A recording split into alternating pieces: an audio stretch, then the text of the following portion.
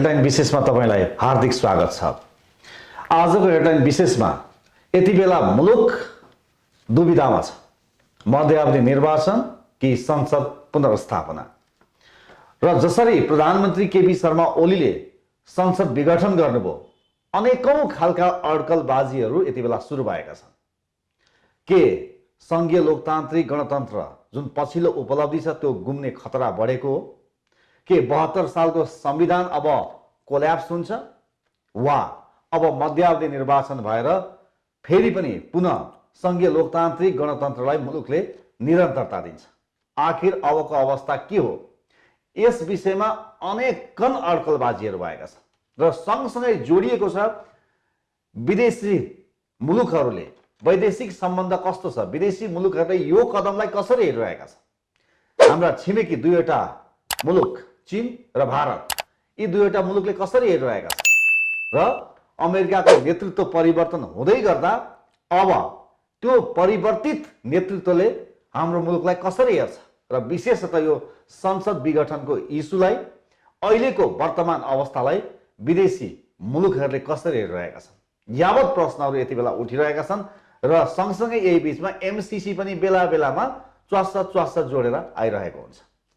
आखिर अहिलेको यो वर्तमान अवस्थामा मुलुक कतातिर जाँदैछ र साँच्चै अहिलेको विदेश नीति कस्तो हुनुपर्छ र हाम्रा छिमेकी मुलुकहरूले र अन्य मुलुकहरूले हामीलाई अहिले कुन नजरबाट हेरिरहेका छन्, हामी समग्र प्रसङ्गहरू जोड्नेछौँ। र भर्खरै मात्र अहिले यति बेला भारतले 72औं गणतन्त्र दिवस पनि मनाएको छ र भारतको 1950 देखिको अहिलेसम्मको यात्रामा जुन प्रकारले भारतले गणतन्त्रको लोकतन्त्रको जुन अभ्यास गर्यो त्यसबाट हामीले के सिक्न सक्छौँ, यो प्रसङ्ग पनि हामी जोड्नेछौँ। र त्यसका लागि आजका हाम्रा अतिथि हुनुहुन्छ अन्तर्राष्ट्रिय मामिलाका जानकार प्राध्यापक विपिन देव।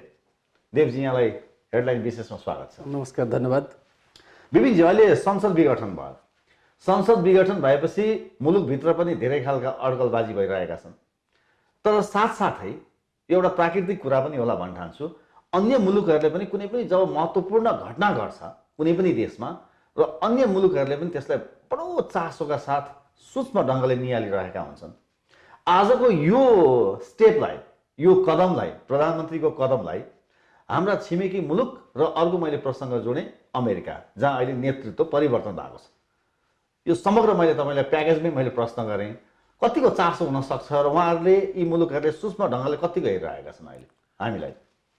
अहिलेको वर्तमान अवस्था चाहिँ खास गरेर नेपालको भू राजनीतिक बनोट नै यस्तो छ कि हामी कहाँ हाम्रो राजनीतिक परिवर्तन, हाम्रो राजनीतिक परिवेश र हाम्रो रणनीतिप्रति छिमेकी र अन्तर्राष्ट्रिय समुदाय बडो चासो, बडो गम्भीर, बडो सजगतापूर्णले अध्ययन गर्छ, अवलोकन गर्छ र आफ्नो स्वार्थ तृप्ति र पूर्तिको लागि आवश्यक कदम पनि चाल्छ।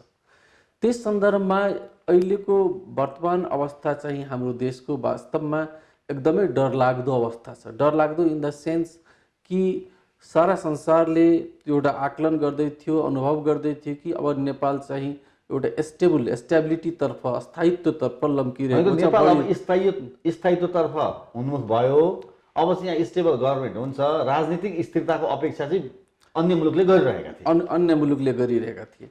त्यस अवस्थामा यो जुन वर्तमान कदम छ त्यसले हामीलाई अन्यलतिर अस्थिरतातर्फ पक्कै नै धकेलेको छ। भनेको प्रधानमन्त्री केपी ओलीको यो कदमले अस्थिरतातर्फ चाहिँ धकेलेको निश्चित नै हो।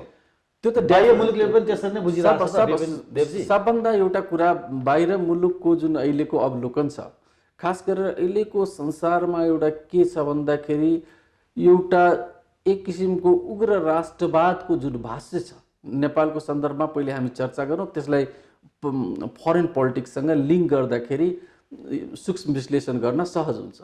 अहिलेको वर्तमानको जुन अवस्था छ नेपालको, त्यसले 2-3वटा भाष्यलाई, पोलिटिकल न्यारेटिभ्सलाई चाहिँ ध्वंस गरेको छ, नाश गरेको छ। जस्तो कि पहिलो भाष्य थियो चुनाव ताका चाहिँ पहिलो भाष्य थियो एन्टी इन्डियन सेन्टिमेन्टको न्यारेटिभ एउटा निर्माण भएको थियो।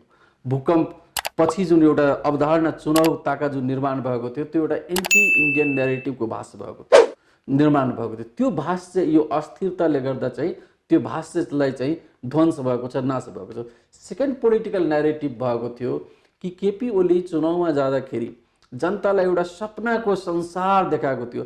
हवाई जहाज, चारैतिर रोड, मुलुकलाई चाहिँ एकदम विकास, पानी जहाज भन्नाले एउटा घर घरमा ग्यास, बेरोजगारी निर्मूल, यी सपनाको जुन थियो एउटा संसार निर्माण गरेको थियो, त्यो सपनाको संसार चाहिँ त्यसलाई ध्वंस भयो। तेस्रो पोलिटिकल भाष्य जुन थियो त्यो के थियो भन्दाखेरि अब यो नेपालमा चाहिँ यो कम्युनिस्ट सरकार या कम्युनिस्ट सिद्धान्त सारा संसारमा फेल भए पनि नेपालमा चाहिँ यो सफल भयो। यो तीनवटा जुन भाष्य निर्माण भएको थियो त्यो यो अहिलेको पोलिटिकल अनसर्टेनिटीले के गरेको छ भने तीनैवटा भाष्यमाथि पूर्णविराम लगाएको छ, प्रश्न चिन्ह लगाएको छ र आउने दिनमा यदि कदाचित चुनाव भयो भने यी भाष्यहरूलाई फेरि चुनावमा पुञ्जीकृत गर्ने अवस्था देखिँदैन। अब अहिले जस्तो तपाईँले भन्नुभयो नि तीनवटा प्रसङ्ग जोड्नुभयो, तर अहिलेको यो कदमलाई जस्तो दुईवटा छिमेकी मुलुक, मैले सुरुमा पनि प्रसङ्ग जोडेँ, विशेषतः भूमिका रहन्छ चीन र भारतको, र सँगसँगै अमेरिकाको पनि प्रसङ्ग जोडिन्छ। अमेरिकाले त के पत्र सत्र पनि पठायो भन्ने पनि समाचारमा आइरहेको थियो। अब अहिलेको यो कदममा उनीहरू पर्ख र हेरमा छन् अथवा अहिलेको अवस्थामा पनि कहीँ कतै, किनभने अहिले तपाईँले कतिको सुन्नुहुन्छ अधिकांश राजनीतिक दलका नेताहरू, विशेषतः नेकपाका नेताहरूले के भन्छन् भने ठुलो विदेशी चलखेल भयो, हामीलाई फुटाउनको लागि यस्तो यस्तो कुराहरू त बाहिर गरिरहेका छन् त, देशी विदेशी तत्त्वहरू लागि परेका छन् यहाँ अस्थिरता सिर्जना गर्नको लागि, यस्ता यस्ता कुरा त भाषणमा आइरहेका हुन्छन् नि, तपाईँ हामीले सुनिरहेका छौँ। भनेपछि के अहिलेको अस्थिरता निम्त्याउनको लागि अन्य मुलुकहरू, बाह्य मुलुकको पनि हात छ कि हामी आफैले निम्त्याएका हौँ, अथवा विदेशी मुलुकहरूले, हाम्रो छिमेकी मुलुकहरूले यसलाई कसरी हेरिरहेका छन् भन्नुहोस् त। अहिलेको चाहिँ विश्व परिवेश चाहिँ के छ भन्दाखेरि अमेरिकामा नेतृत्व परिवर्तन हुन बित्तिकै या त्योभन्दा पहिले पनि अहिलेको वर्ल्ड चाहिँ, अहिलेको संसार के छ भने होरिजेन्टल्ली एन्ड भर्टिकली डिभाइडेड छ। एकातर्फ तपाईँले सुरुमा नै भूमिकामा चाहिँ एउटा राम्ररी सङ्केत गर्नुभएको थियो, एउटा प्रजातान्त्रिक मुलुकहरूको चाहिँ एउटा कित्ता, प्रजातान्त्रिक मुलुकहरू ग्रुप अमेरिकी नेतृत्वमा, जसमा कि भारत, अस्ट्रेलिया, जापान लगायत इन्डो पेसिफिकको आवरणमा भनौँ या क्वाडको आवरणमा भनौँ अरू एक ग्रुप भइरहेको छ भने अर्कोतर्फ चीन पनि आफ्नो आक्रामक नीतिको साथ चाहिँ अगाडि बढिरहेको छ। पछिल्लो समयमा चीन पनि अलिकति आक्रामक शैलीमै छ, आक्रामक शैली, क्वाइट डिप्लोमेसीलाई चाहिँ मान्दछ भन्छन् नि, होइन? चीन होइन, जस्तो कि सोभियत रुसमा जब सोभियत रुसले त्यतिखेर जब सोभियत रुस थियो 1990 भन्दा पहिले, सोभियत रुसले के गर्थ्यो भने पोलिटिकल म्याक्रो म्यानेजमेन्ट गर्थ्यो, रेड बुक पनि पठाउँथ्यो, अर्कोतर्फ आफ्नो आर्थिक सहयोग प्याकेज पनि दिन्थ्यो। चीनले 1980 पछि सुरुमा चाहिँ के गर्थ्यो भने अरू देशहरूमा पोलिटिकल इन्टरफेरेन्स गर्ने चिनिया नीति थिएन, तर चीन पनि चाहिँ सोभियत रुसको पदचापमा नै अगाडि बढेको देखिएको छ। भनाइको अर्थ एकातर्फ ठुला ठुला प्याकेज दिन्छ, आर्थिक प्याकेज दिन्छ भने अर्कोतर्फ त्यहाँको राजनीतिलाई आफ्नो पक्षमा या त्यहाँको राजनीतिक खेलाडीहरूलाई लगाम कस्नको लागि पनि आवश्यक नीतिहरू लिएको छ। त्यो त हामी चिनिया राजदूतको दौडधुपले पनि हेऱ्यौँ, र खास गरेर नेपालको सन्दर्भमा हेर्नुहुन्छ भने चिनिया कम्युनिस्ट पार्टीका नेताहरू आएर यहाँका कम्युनिस्ट पार्टीका नेताहरूलाई चाहिँ विधिवत रूपमा चाहिँ प्रशिक्षण नै दिएर चाहिँ एउटा म्याक्रो म्यानेजमेन्टको एउटा नयाँ एक्सपेरिमेन्ट नेपालमा त गरेकै हो। यस सन्दर्भमा हामी के बुझ्न सक्छौँ भने जब हामी कमजोर अवस्थामा पुग्छ, जब हामी स्पेस दिन्छौँ भने त्यतिखेर देशी विदेशी शक्तिहरू चाहिँ यो देशमा चाहिँ खेल्नु स्वाभाविक नै हो। त्यही त आजको जुन कदम अथवा आजको जुन वातावरण छ, जुन परिस्थिति छ आज जियो पोलिटिक्समा, यसमा के देशी विदेशी शक्तिहरूको हात छ त?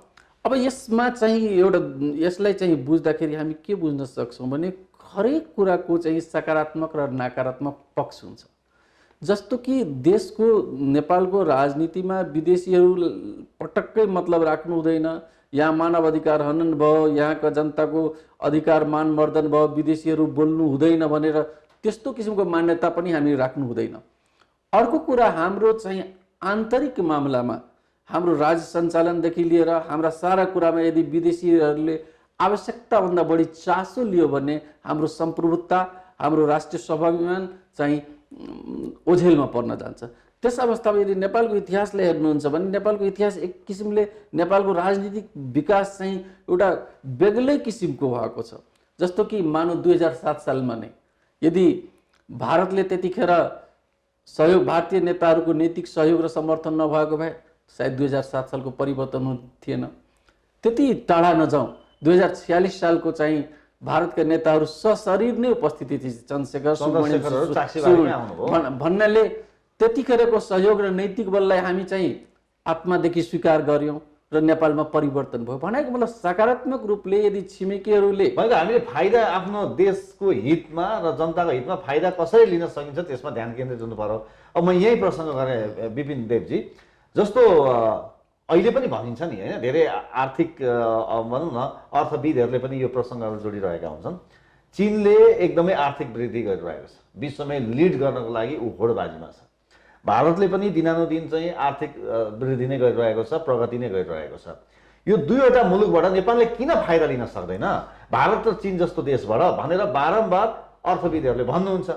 त फाइदा कहाँ लिएको हामीले देख्छौँ भने जब प्रतिपक्षमा हुन्छन् अथवा निर्वाचनको बेलामा हुन्छन्, त्यो बेलामा उग्र उग्र भारतै विरोधी कुरा गरेर हुन्छ कि अरू के कुरा गरेर हुन्छ कि गर्ने मत कलेक्सन गर्ने, त्यही विरोधी आवाजहरू जब कुर्सीमा पुग्छन् त्यस पछाडि त्यो एकदमै माइल्ड हुँदै जान्छ र त्यो कहीँ कतै केही हुँदैन।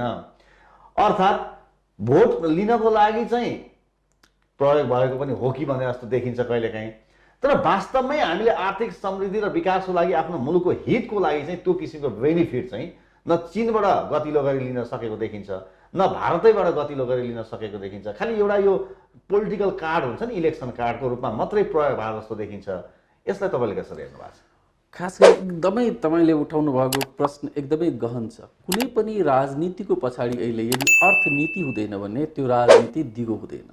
र अहिलेको अवस्थामा जतिसुकै दर्शन, जतिसुकै सिद्धान्त पढे तापनि राष्ट्रवादको सबभन्दा सूक्ष्म, सबभन्दा सरल परिभाषा के हो भने जुन राष्ट्रवादले राष्ट्र विकास गर्न सक्दैन भने त्यो राष्ट्रवाद चाहिँ होइन। नेपालको सन्दर्भमा हेर्ने हो भने तपाईँले बडा रोचक ढङ्गले कुरा राख्नुभएको छ। 2046 सालदेखि अहिलेसम्म भन्नाले climate change, monsoon change, season change, what is not change is the behaviour of this politician. यी 15-16 वटा खेलाडी नै 46 सालदेखि अहिलेसम्म, ती खेलाडीहरू कहिले प्रो इन्डियन बन्छ, कहिले प्रो चाइनिज बन्छ, कहिले एन्टी इन्डियन बन्छ, कहिले एन्टी चाइनिज, प्रो र एन्टीमा चलिरहेछ। मतलब विदेशी कार्ड खेलेर। तर एउटा सबैमा चाहिँ समानता के छ भने देश हित, देश विकास र जनताको हक हित अधिकारको लागि जुन नारा दिन्छ त्यसलाई व्यवहारमा चाहिँ रूपान्तरण गरेको अहिलेसम्म 46 सालदेखि अहिलेसम्म चाहिँ पाइएको छैन। त्यो पाइएको भए अहिले चाहिँ हाम्रो विकासको इन्डिकेटर जुन थियो त्यो इन्डिकेटर बेग्लै देखाउँथ्यो। अर्को कुरा तपाईँले दोस्रो प्रश्न चाहिँ के उठाउनु भएको छ कि चीनको विकासको रफ्तार र भारतको विकासको रफ्तार, यी दुईटै छिमेकीहरू त 1980 पछि चाहिँ विकासको स्पिडमा गएको। मोटामोटी रूपमा 1980 तिर भारत र चीनको चाहिँ पर क्यापिटा इन्कम उस्तै थियो। तर चीन चाहिँ द्रुत रूपमा चाहिँ के इकोनोमिक लिबरलाइजेसन या ग्लोबलाइजेसनको चाहिँ हुरी र वेगलाई चाहिँ आफ्नो हक हितमा प्रयोग गरेर एकदम बाई लिप्स एन्ड बाउन्ड्स एकदम प्रगति गर्यो। भारत पनि प्रगतिको मार्गमा छ। भारतसँग धेरै आफ्नै किसिमको समस्या छ, विविधता, प्रजातन्त्र, ती बाटोमा डेमोक्रेसीको विकास गर्ने तरिका नै हो। किनकि 1917 देखि 1990 सम्म रुसले जति विकास गर्यो अमेरिकाले त्यति विकास गर्न 200 वर्ष लाग्यो। तर के हुन्छ भने प्रजातन्त्रको विकास चाहिँ के हुन्छ भने सस्टेनेबल डेभलपमेन्ट हुन्छ। कम्युनिस्टको विकास चाहिँ भन्न सकिँदैन, एकैचोटि एक्सप्लोजन हुन सक्छ, टुक्रा टुक्रा हुने सम्भावना पनि हुन सक्छ। भनेको अर्थ मैले भन्न यहाँ जोड्न के खोजिरहेको छु भने भूगोलले हामीलाई यस्तो राम्रो भाग्य दिएको छ, दुईटै विशाल अर्थतन्त्रको बीचमा हामी किन यस्तो अवस्थामा परेको छ भन्दाखेरि यसको मुख्य जिम्मेवार चाहिँ वास्तवमा जनताले गरेको निर्णय त टाइममा ठिकै निर्णय गरेको, सबै पार्टी सबै अनुहारलाई चाहिँ अवसर दिएको। तर विधिको विडम्बना भन्नुहोस्, अहिले चाहिँ मलाई एउटा इकबालको एउटा शेर छ, हजारौं वर्ष नर्गिस अपने बेनुरी पर रोती है, कब होगा चमन में दिदावार पैदा भनेर एउटा मालीले वर्षौंदेखि रोइरहेको छ यो फुलबारीमा एउटा राम्रो फुल फुलोस्।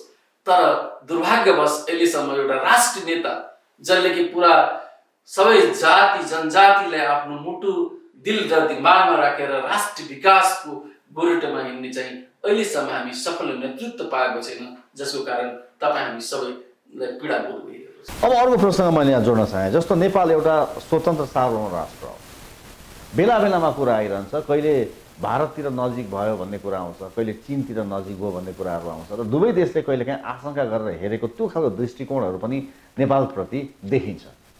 यो हामी अलिकता हामीलाई छिमेकी मुलुकहरूले अलिकति हेप्न खोजेर यो खालको दृष्टिकोणले हेरेका हुन् कि या हामीले एउटा स्वतन्त्र सार्वभौम राष्ट्र भएको नाताले चाहिँ ब्यालेन्स गर्न नसकेको हो कि कसरी ब्यालेन्स गर्न सकिएला, अथवा यो खालको दृष्टिकोण बेला बेलामा किन आउँछ विपिनदेवजी? एउटा चाहिँ के छ भन्दाखेरि एउटा भर्खरै एउटा सिङ्गापुरको एकजना ठुलो नानी अन्तर्राष्ट्रिय लेभलको प्राध्यापक हुनुहुन्छ प्रोफेसर किशोर मेवावानी, उहाँले एउटा दुईटा मानक पुस्तकहरू छ, had China lost, has west lost, had China won भन्ने दुईटा पुस्तकहरू छ। उहाँले त्यो किताबहरूको माध्यमबाट एउटा चाहिँ एकदम सूत्रबद्ध रूपमा चाहिँ के भन्नुभएको छ भने कूटनीतिमा भावुक हुनु हुँदैन। कूटनीतिमा diplomacy is not a subject to be emotional. Emotional केही काम छैन डिप्लोमेसीमा। भन्नाको मतलब कूटनीति के हो भने कम्प्लिटली बार्गेनिङ, निगोसिएसन्स र आफ्नो हकितलाई सम्बन्धलाई प्रयोग गर्ने एउटा शास्त्र हो, एउटा विधि हो, एउटा नियम हो, एउटा पद्धति हो। भनाइको मतलब हामीले चीन र भारतसँग सम्बन्धलाई ओल्याउँदा र केल्याउँदा चाहिँ के बुझ्नुपर्छ भन्दाखेरि भारतसँगको सम्बन्ध र चीनको सम्बन्धलाई एउटै सिक्कामा चाहिँ राख्न मिल्दैन। किनकि भारतसँग हाम्रो 1950 जस्तो छ, हामी भारतमा गएर काम गर्न सक्छौँ, भारतीयहरू पनि काम गर्छ, खुला बोर्डर छ, भारतको बजारले तुरुन्तै हामीलाई प्रभावित गर्छ। फर इक्जाम्पल तपाईँलाई म एउटा दिन सक्छु, जुन बेला माओवादीको युद्ध थियो जसलाई तथाकथित जनयुद्ध भनिन्छ, लामो समयसम्म भयो, तर हाम्रो इकोनोमिक कोल्याप्स भएन। किन कोल्याप्स भएन भने हाम्रो इकोनोमी इन्टिग्रेटेड थियो इन्डियन इकोनोमीसँग, इन्डियन इकोनोमी ग्रोथ रेटमा थियो, त्यसकारण हाम्रो इकोनोमी सेफ भयो।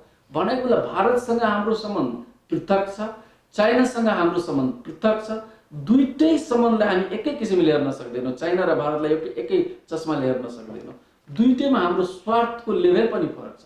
त्यसकारण अब एक छिमेकीको विरुद्ध अर्को छिमेकीको कार्ड प्रयोग गरेर होइन कि दुईटै छिमेकीलाई आफ्नो राष्ट्रिय भन्नाले सबभन्दा पहिले अर्थको कुरालाई चाहिँ मध्यनजर राखेर अर्थतन्त्रलाई चाहिँ अर्जुन दृष्टिमा राखेर चाहिँ हामी आफ्नो सम्बन्धलाई पुनर्परिभाषित गर्नुपर्ने अहिलेको राष्ट्रिय आवश्यकता। तर यहाँ च्यालेन्जेस छ नि त, जस्तो प्रधानमन्त्री केपी शर्मा ओलीले पनि एउटा अन्तर्वार्तामा भन्नुभएको थियो कि अहिले भारत र चीन बिचको पनि समस्या छ, अहिले समस्या भइरहेको छ होइन, भर्खरै मात्रै पनि समाचारहरू आइरहेका छन्। अब यो यस्तो समस्याको बेलामा दुवैतिर ब्यालेन्स गर्नलाई च्यालेन्जेसहरू पनि होलान्, एउटा त्यो कुरा। अब अर्को कुरा त स्वयं प्रधानमन्त्रीले भन्नुभयो यदि परि आएको खण्डमा म मध्यस्थकर्ताको भूमिका निर्वाह गर्न सक्छु, सी जिनपिङ पनि मेरो साथी नै हुन्, नरेन्द्र मोदी पनि मेरो साथी नै हुन् पनि भन्नुभयो। भनेपछि नेपाललाई च्यालेन्जेस पनि छ र मौका पनि दुवै हो सँगसँगै। होइन, यसलाई चाहिँ यसमा चाहिँ बुझाइ चाहिँ यदि हाम्रो प्रधानमन्त्रीज्यूलाई चाहिँ एउटा सल्लाहकारको या विज्ञहरूको सहयोगको कमी हुन त उहाँ आफै प्रकाण्ड विद्वान हुनुहुन्छ, हरेक शास्त्रको बारेमा उहाँलाई आफै थाहा छ र सम्मानित प्रधानमन्त्रीबाट चाहिँ एउटा मेरो सानो बुझाइले चाहिँ के भनिरहेको छ भने भारत र पाकिस्तानको द्वन्द्व चर्किँदाखेरि ट्रम्पको एउटा अभिव्यक्ति आएको थियो कि I am going to mediate, म मध्यस्थता गर्छु। त्यतिखेर के भएको थियो भने भारतबाट पनि रियाक्सन भयो, पाकिस्तानबाट पनि रियाक्सन भयो। के भन्यो भने दुईटै मुलुकले कि यी चाहिँ बाइलेटरल इस्यु, द्विपक्षीय इस्युलाई हामी आफै समाधान गर्छौँ। भारत र चीनको सम्बन्धलाई तपाईँ मापन गर्नुहुन्छ भने जब जापानले चाहिँ चीनमा एट्याक गर्दाखेरि महात्मा गान्धीको नेतृत्वमा के भएको थियो भने चिनिया सामानलाई भारतीयहरू बहिष्कार गरेको थिए। किन भन्दाखेरि भारत र चीनको त्यो लेभलको मैत्री थियो एक जमानामा। अर्को खास गरेर चीनलाई सबभन्दा स्वतन्त्र राष्ट्रको रूपमा रिकगनाइज गर्ने मुलुक भारत नै थियो। भनेको ठुला मुलुकहरूको झगडा पनि ठुलै हुन्छ। अब हाम्रो 1 बिलियनको व्यापार छ भने अहिले पनि भारत र चीनको व्यापार $100 बिलियन छ। भनाइको मतलब मैले भन्न के खोजिरहेको छु भने द्विपक्षीय गहन कुरामा संवेदनशील कुरामा प्रधानमन्त्री जस्तो ओहदामा बसेका मान्छेहरूले बिना सुझाव बिना चाहिँ एक्सपर्टको सल्लाह अनुसार यति हल्का र भावनात्मक, त्यही मैले भने भावनात्मक अभिव्यक्ति दिनु हुँदैन। अर्को कुरा तपाईँले कठिनाइको कुरा गर्नुभयो। अहिले चाहिँ कूटनीतिमा एउटा प्रष्ट रूपमा चाहिँ के बुझ्नुपर्छ भन्दाखेरि अब ढुलमुले नीतिहरूले कूटनीति चल्दैन। अब वार कि पार कुनबाट एउटा अर्जुन दृष्टि राख्नुपर्छ, क्लियर कट आउनुपर्छ। अब चाहिँ क्लियर कट आउनुपर्ने अवस्था छ। त्यसले झन् नेपाललाई रिस्क फ्याक्टर बढाउँदैन। रिस्क फ्याक्टर भन्नाले जब तपाईँ इकोनोमिक ग्रोथ हुन्छ, जस्तो कि जब इकोनोमिक ग्रोथ हुन्छ, ग्रोथ स्टोरी तपाईँको बढ्छ भने जब एउटा सिङ्गापुर सानो मुलुक हो, हामीले त एउटा ब्यालेन्समा बस्नु पर्यो नेपालले, होइन? ब्यालेन्समा बसेर दिन प्रतिदिन चाहिँ हामी प्रत्येक दिन दरिद्रीकरणतर्फ जानु हुँदैन। अब हामीले कूटनीति चाहिँ जुन माध्यमबाट हाम्रो आर्थिक विकास हुन्छ, हामी धनी हुन्छौँ, त्यो अब क्लियर कट छान्ने बेला आयो। अब छान्ने बेला आइसक्यो। किनकि विश्व परिदृश्य चाहिँ कस्तो छ भन्दाखेरि अब जस्तो कि अहिले इन्डो पेसिफिक निर प्रजातान्त्रिक मुलुकहरूको एकदम व्यापक गठबन्धन छ। अर्कोतर्फ क्वाडको संरचना चाहिँ बलियो भइरहेको छ। पूर्वीय एसियाका मुलुकहरू चाहिँ एकदम उनीहरू डिसाइडिङ पोजिसनमा पुगिरहेको छ, खास गरेर थाइल्यान्ड लगायत, इन्डोनेसिया लगायत, सिङ्गापुर लगायत, मलेसिया लगायत। भनेको मतलब एकातर्फ प्रजातान्त्रिक ध्रुवीकरण छ, अर्कोतर्फ पाकिस्तान छ, तपाईँको चीन छ, उत्तर कोरिया छ। अब यो अवस्थामा चाहिँ हामी कुन चाहिँ भौगोलिक सबै हाम्रा मित्रहरू हुन्, तर हामी आर्थिक कारोबार कहाँ गर्ने, आर्थिक कारोबार गर्दाखेरि कुन मुलुकको आर्थिक कारोबार गर्दाखेरि हामीलाई फाइदा हुन्छ। म तपाईँलाई एउटा कुरा उदाहरण तपाईँलाई दिन चाहन्छु कि जस्तो कि चीनले श्रीलङ्काको पोर्टमा हम्बनटोटा पोर्टमा लगानी गर्यो। श्रीलङ्का चाहिँ के भयो भने डेट ट्र्याप्ड जसलाई भन्छ इकोनोमिक्समा, त्यसमा पर्यो। अब त्यही श्रीलङ्काले चाहिँ के गरेको छ भने इन्डिया फर्स्ट पोलिसी लिएर अगाडि बढिरहेको छ। भनेको मतलब मैले भन्न के खोजिरहेको छु, हामीले बुझ्नुपर्छ कुन देश, अब भुटानको ग्रोथ स्टोरी कस्तो छ। यसको मतलब यो भन्न म कहिरहेको छैन कि परराष्ट्र नीति चाहिँ भारतको हातमा दिनुपर्छ। भनेको हामीले स्टडी गर्नुपर्छ कि हाम्रो ग्रोथ रेट चाहिँ कसरी हो। अहिलेको 21औं शताब्दीमा सारा संसार एकदम विकासको द्रुत गतिमा अगाडि गइरहेको बेलामा अब चाहिँ 18औं शताब्दीको राजनीतिक भाष्यमा बहस र छलफल गरेर दिनानुदिन नेपालीलाई चाहिँ गरिब बनाउने राजनीतिक कसरत, राजनीतिक व्यायाम चाहिँ हुनु हुँदैन। अब देवजी जस्तो अब तपाईँले अहिले जुन प्रसङ्ग जोड्नुभयो कि अब हामीले एउटा छान्ने चुज गर्ने बेला आइसक्यो। सधैँ यही ढङ्गबाट गयौँ भनेदेखि सन्तुलनको नाममा हाम्रो आर्थिक वृद्धि हुनको लागि, समृद्ध हुनको लागि धेरै गाह्रो हुन्छ भन्ने यहाँले प्रसङ्ग जोड्नुभयो। अब हामीले यो बताइदिनुहोस्, आज जुन खालको हामीले अवस्था हेरिरहेका छौँ, दुईवटा मैले छिमेकी मुलुककै मैले प्रसङ्ग जोडिरहेको छु। चीनसँग भन्दा बढी समस्या भारतसँग किन हुन्छ? भारतले जहिले पनि आफूलाई चाहिँ ठुलो भाइ जस्तो महसुस गर्ने, जहिले पनि अलिकति डोमिनेट गर्ने, अलिकति आफूभन्दा सानो देखेर व्यवहार गर्ने भन्ने खालका आरोपहरू पनि लागिरहेका हुन्छन् र समस्या पनि भारतैसँग बढी आउँछ। चीनसँग अब भौगोलिक रूपमा त्यो खालको बनावट भएर हो अथवा के हो थाहा छैन, तर चीनसँग भन्दा बढी यो उतार चढाव, खटपट, कहिले के कहिले काहीँ यो खालको समस्या किन आइरहन्छ भन्नुहोस् त? यसको प्रमुख कारणहरू के हुन सक्छ? यसको चाहिँ 2-3 वटा इन्डिकेटरमा चाहिँ हामीले स्टडी गर्नै पर्छ। सबभन्दा कुनै पनि छिमेकीसँग डिल गर्नुभन्दा र हामीले व्यावहारिक जीवनमा पनि हामी हेर्दैछौँ, दिने र लिने दुईटा हुन्छ।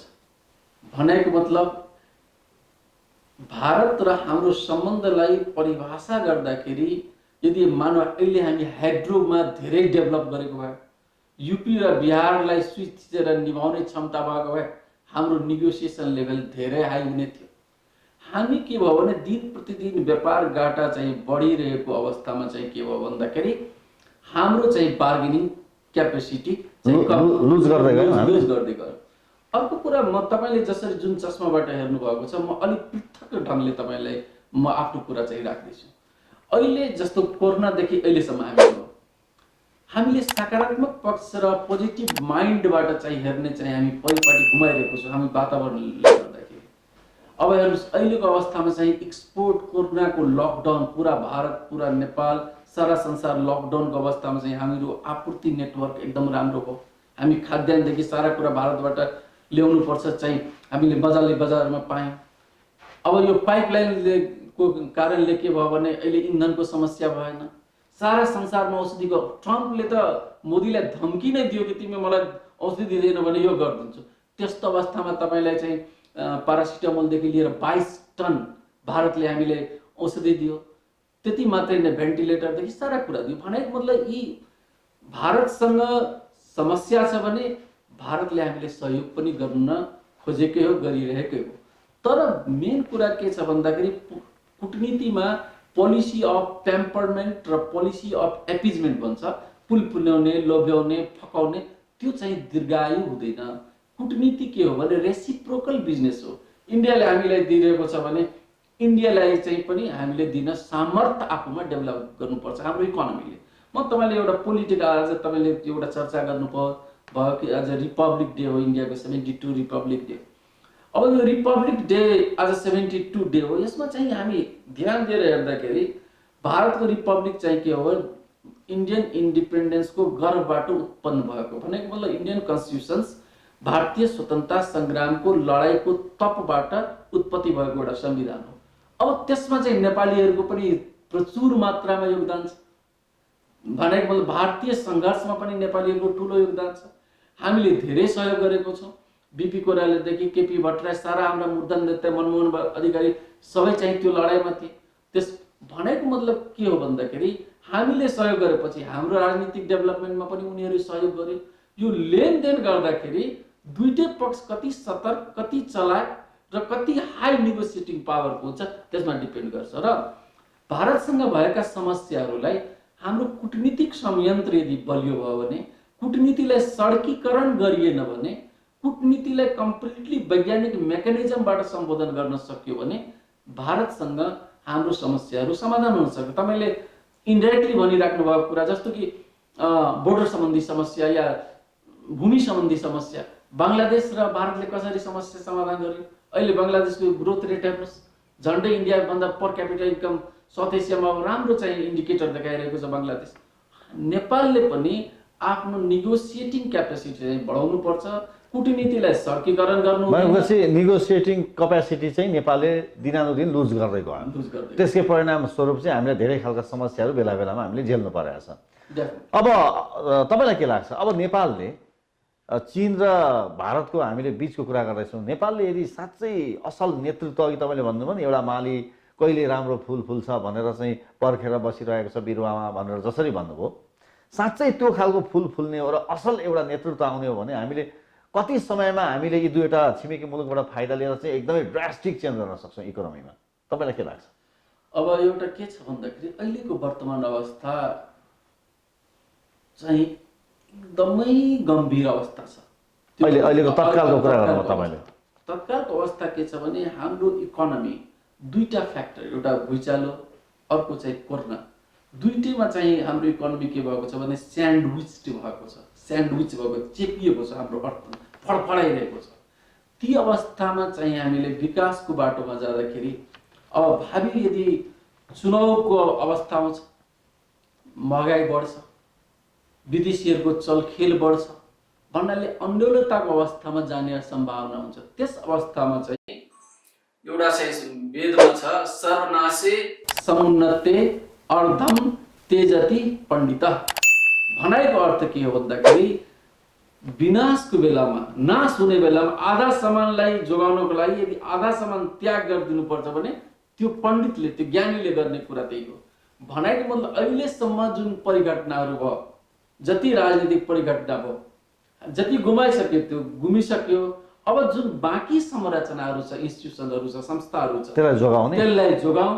अहिले चाहिँ पोलिटिकल अनसर्टेनिटी तर्फ नगएर भएको संरचनालाई, जस्तो कि फर्स्ट देशको विकास गर्नको लागि तपाईँले इन्स्टिट्युसन्स बचाउनु पर्छ भन्नाले, इन्स्टिट्युसन्स भन्नाले तपाईँको एक्जिक्युटिभ्स भयो, हाम्रो पार्लियामेन्ट भयो, हाम्रो जुडिसियरी चाहिँ बलियो हुनुपर्छ।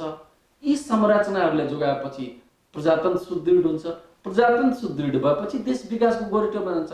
तर तपाईँले चाहिँ हिरोको कुरा गर्नुभयो कि नेतृत्व, वास्तवमा मैले एउटा तपाईँलाई इन्डाइरेक्ट रूपमा चाहिँ निवेदन गर्न खोजेँ कि अब यी खेलाडीहरूबाट चाहिँ खेल चाहिँ हुँदैन। अब चाहिँ हामीले कुनै पनि खेलाडीमा चाहिँ आफ्नो आशा र भरोसा राख्ने चाहिँ अवस्था देखिएन। अब यो खेलबाट चाहिँ नयाँ खेलाडीहरू, युवा पुस्ताहरू अन्तर्राष्ट्रिय सोच र बुझ भएका र जसको मस्तिष्कमा आउने नेपालको एउटा सुन्दर मार्गचित होस्, सबल र बलियो नेपालको, लफाबाजीवाला भाषामा होइन साँच्चीकै हो, डाटा होस्, ती नेतृत्वमा हामी भरोसा गरौँ भनेर तपाईँ हामी एउटा आम नागरिकको हैसियतले हामी भगवान्सँग अन्तिममा त कोही छैन भने पशुपतिनाथसँग त प्रार्थना गर्नै पर्छ कि आउने दिन चाहिँ राम्रो होस् भने हामी चाहिँ प्रार्थना गरौँ।